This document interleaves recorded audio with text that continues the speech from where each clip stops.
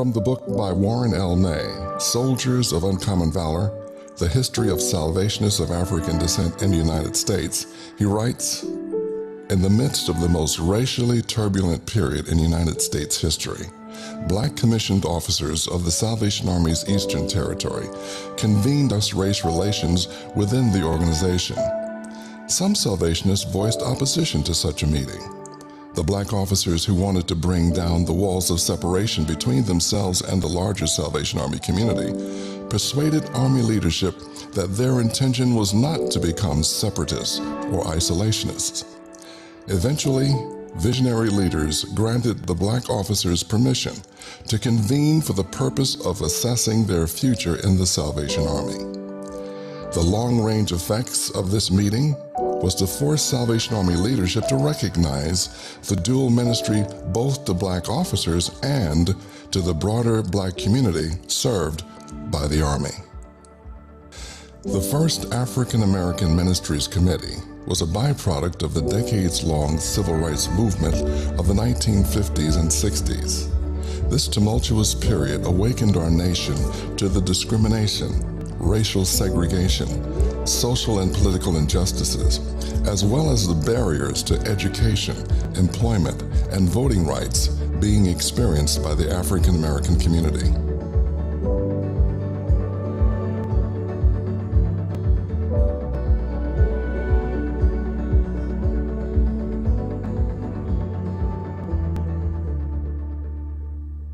That civil rights movement was for that time and that space.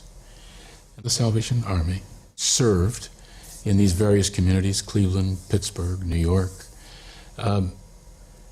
We were serving both of those who were first responders as well as families who were afflicted and affected. I remember the late 50s, early 60s, the tumultuous times, the dogs, the fire hoses, the beatings, all of that.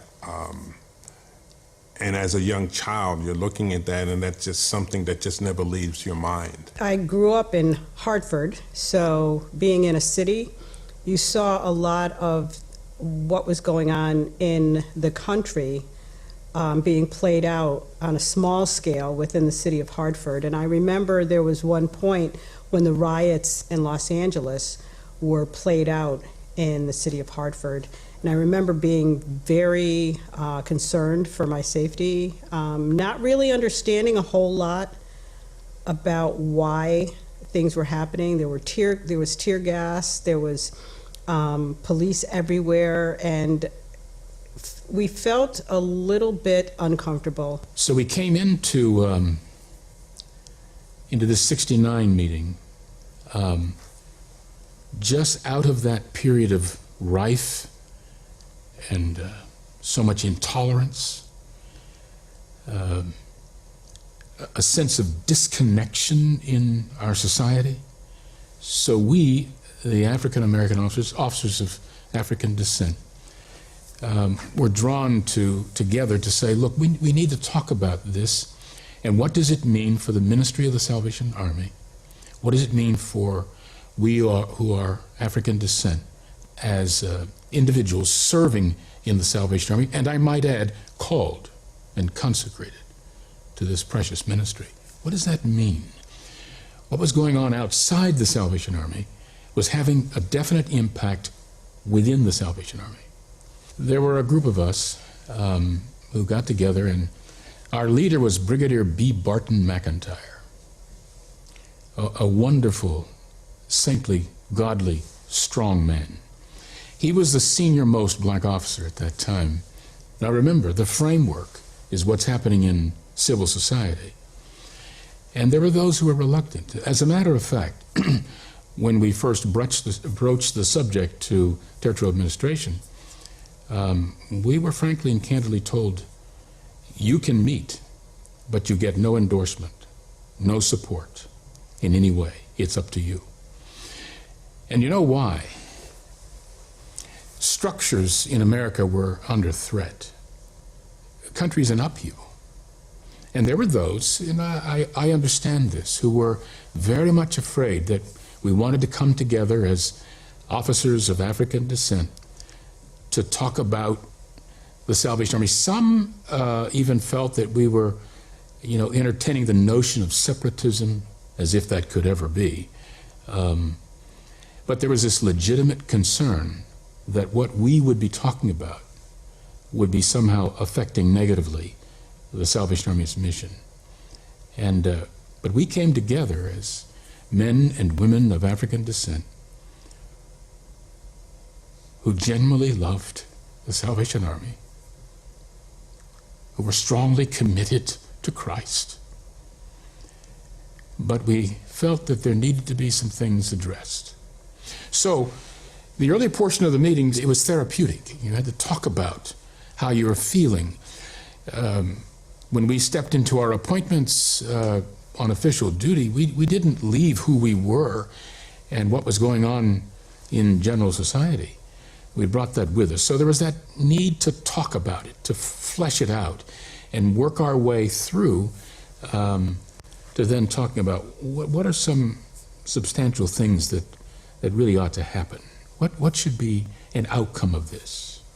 There are essentially two entities that helped us to arrive where we are in the very beginning. And the first entity was, of course, officers of African descent. But the second entity were those leaders of the day in the Salvation Army who were not afraid, who were courageous and said, no, there's something here that's good, and we have to dig it out and allow it to emerge. And I thank God for them. They knew that there was another committee that had met just one time in 1969 of black officers, and out of that came some recommendations that really weren't followed. I think the establishment of the committee in itself was an accomplishment. Considering the time period in which it was developed, it was a great step forward on behalf of the Salvation Army and those who really pushed forward to say that this is something we can't ignore. Not as an organization, not as a church, not as people of God, but this is something that's plaguing people who make up a large portion of our congregations, and we need to address them as we would any other issue that comes up in society and take a stand on it and make some meaningful actions toward resolving issues, bringing issues to light, and really just not sweeping them under the carpet. There were expectations. I mean, if the Salvation Army leadership was going to, in fact, allow this to happen, they would expect a result. So there was that feeling of expectation. We honestly had expectations of ourselves at this point in that, I believe it was 1977 meeting. So we had expectations of ourselves. We wanted to make certain that the agenda was valid and that the outcomes could be things practically dealt with within the Salvation Army. And we recognize, too, that, again, there were some risks associated with it. And we would never have dreamed, no one really would have thought in 69 or 77 that, boy, we have this kind of opportunity and what it has meant to the Salvation Army as a whole. We also didn't go in to that meeting as separatists. We weren't separatist-minded. We understood that this was a magnificent Salvation Army mission, and there were other cultures that that were beginning to arise within the ministry of the Salvation Army. We were getting smart as we looked at demographics and how people were moving, and certain predictions of what this sector of the country was going to look like. So we had to get ready for that.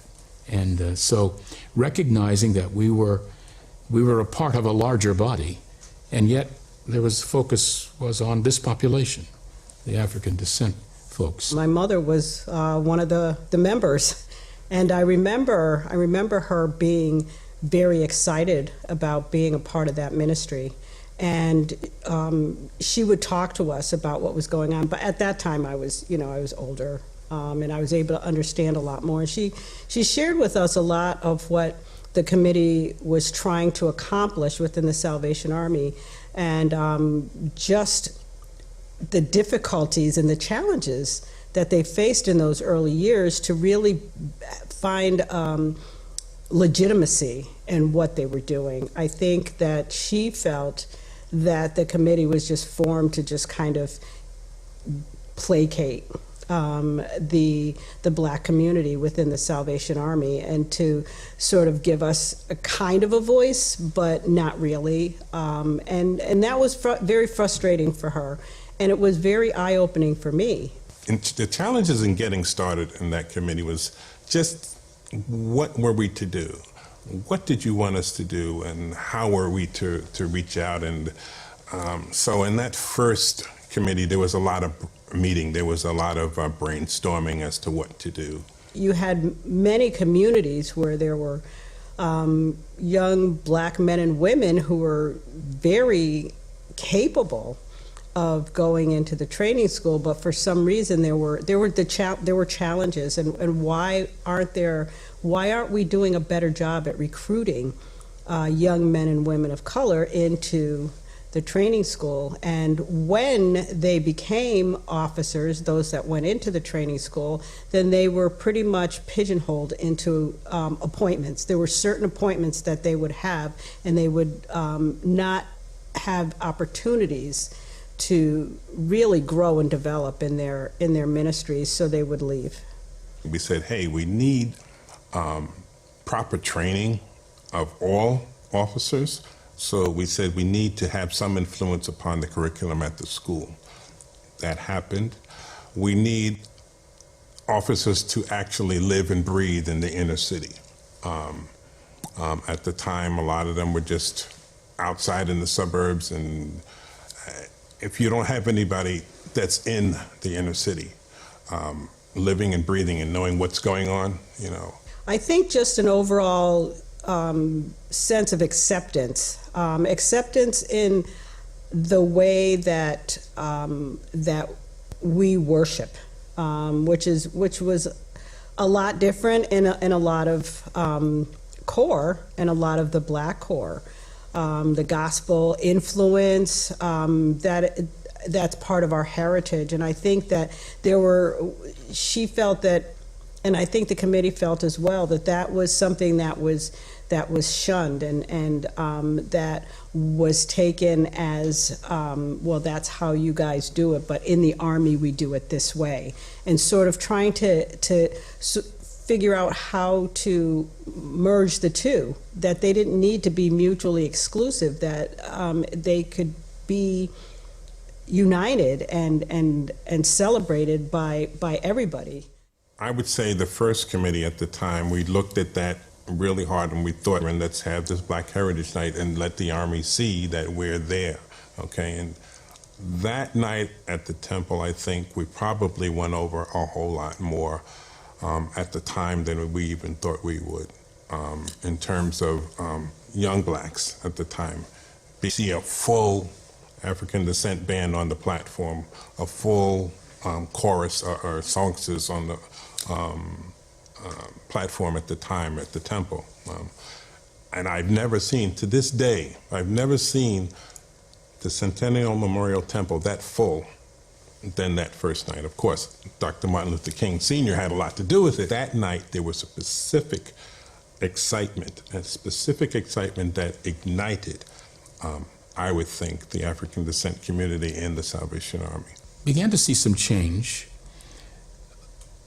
One of the most significant was we began to sense a more openness in leadership in the Salvation Army. Now, not everybody in leadership was there. My wife and I experienced that ourselves, the bias. So we've come a long way from that. And how do we know we have? Well, just look at the population itself. Look at the strength of core and of ministry. Look at where Salvation Army officers of color have been deployed to serve in. Literally every strata, every area, every arena has been touched by a minority, a non-white. And that's just a beautiful thing. Now, I think the Eastern Territory during that time, those earlier days, had a bit of an advantage coming out of the civil disorder, because we were ministering strongly already in certain communities, African American communities. So there was a head start there. We probably had more black officers at that time, officers of African descent, in the Eastern Territory than perhaps in others. So we had to take advantage of that. We had to capture, that moment. It was very, very important to recognize that. So that kind of gave us, I think, in the territory, a step ahead in terms of being able to deal with this. So we could have those conversations in the Eastern Territory, and I believe we were having them in advance of some other places in the country, some other territories. We could have those because we were ready. But as also referenced, we had individuals in leadership who were ready to take that challenge. And years later, down in the early 2000s, we started the Empowerment Seminar. And I know specifically of officers that are now young lieutenants that are now officers because they went to the Empowerment Seminar. Well, some of the empowerment workshops, one that was very well received was a workshop on worship and what worship is all about and how we worship and what true worship looks like. There was a workshop for young people and the challenges that they face in their lives to be Christian and believers in a world that drags them in a completely different direction. I always like to encourage people to attend the Empowerment Conference because it's so valuable, particularly to soldiers. We can gain some of the tools that they need to take back to their communities and modify to be able to impact their local community. Their lessons, their breakout sessions, there's encouragement, there's sharing, there's fellowship, and all these things go into building that community that is a support network, really, to be able to give each other the tools and resources and connections to be able to be as effective as possible. People's eyes were opened to their own prejudices, not just white on black or minority to minority or whatever. It was looking at your own prejudices as well. And I think that had a great impact among those who attended the seminars. You can see some of the results of the committee's existence in the most recent cadet sessions. I think of the Joyful Intercessors in particular, which was such a diverse group of young, vibrant souls who want to go and do the work of God. And you look at the faces who make up that session. Many of them are people of color. I mean, they come from diverse ages, diverse experiences within the Army. And I think that's a testament to the committee's work in this territory, that there are officers who are working in their communities and building up leaders for the Salvation Army. The work of this cultural committee, as well as the others, I believe they can help us dynamically ensure that we have a nimble, multi-peopled movement in this territory that will move the kingdom of our Lord forward, that will help us to see how we can be the best Salvation Army, unified together, one heart. Doesn't matter the language or the culture, the color of the skin, that we are in this together and informing and sensitizing, that we become the Salvation Army, that when Jesus returns can collectively say to all of us, well done, well done. And I think that the committee can keep that in mind, what they do. So that everything they do points to building a stronger, deeper, unified Salvation Army. We are really excited about the opportunity that we have had to meet together with the other cultural committees. That's been one of our goals for a while, to just come together with the other committees and listen to their stories. And what was born out of the multicultural awareness training was dialogue. We need to talk. We need to hear and share more. We need to know each other's stories. We need to understand where it is that we have challenges that are similar, where we're similar and where we're different, and celebrate both and work with both. And I think that's where our next steps are. Now that we've really brought up and uncovered the challenges that we face, what do we do about them now?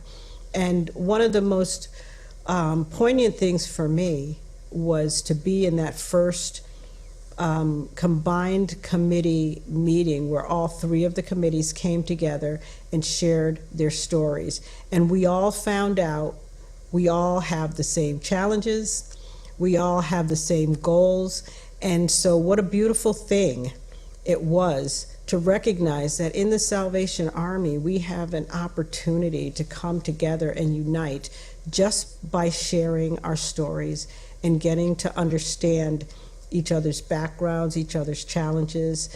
And I've noticed, especially recently, how some of the territorial events are incorporating some of the cultural forms of worship. The mission of the committee today is to continue to encourage, empower, and educate people on their potential, to remind people of color, to remind people in minority groups that you are the leaders we are looking for.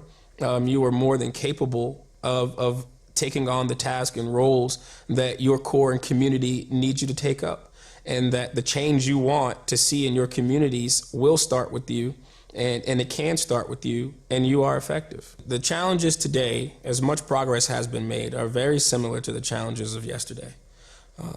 They may look different. They may be to a lesser degree, but the root illness is still there. In our societies, we recognize that change is uncomfortable for a lot of people. Different makes us weary. It makes us concerned about the direction in which we're going. And history is a double-edged sword because we like the way it used to be. But the history of the Salvation Army is change. The tradition of the Salvation Army is progress. And to honor that history and to the people who've gone before us, is to recognize that our challenges have changed the way they look, but still need to be addressed with the same vigor. The challenges of today, and particularly in minority communities, is a lack of authentic experience. The fire of the Salvation Army is still burning in many communities, but the light isn't reaching everyone. We need to make certain that we are informing our contingency, our people, that they know what's happening. This is a marvelous age in which we live with all the social media. Get that message out there. What are we doing? Get it out there. We got social media. Use it. Get it out there. Now, you can't tell everything, but that there's activities, movement here, and speak it, share it in the right way, in the right manner, so there's no distortion. We're in an age where the body of Christ has to go to where the sinners are, where there's depravity, where there's ugliness, where there's racism, where there's injustice. It's not going to come to us. We've got to take the gospel, the transforming power of the gospel, to those sectors in our society, and we can't do that by sitting behind our desk and protected in our four walls. Get out there in the thick of it. The front line of the mission is the field, see, and that's where it happens.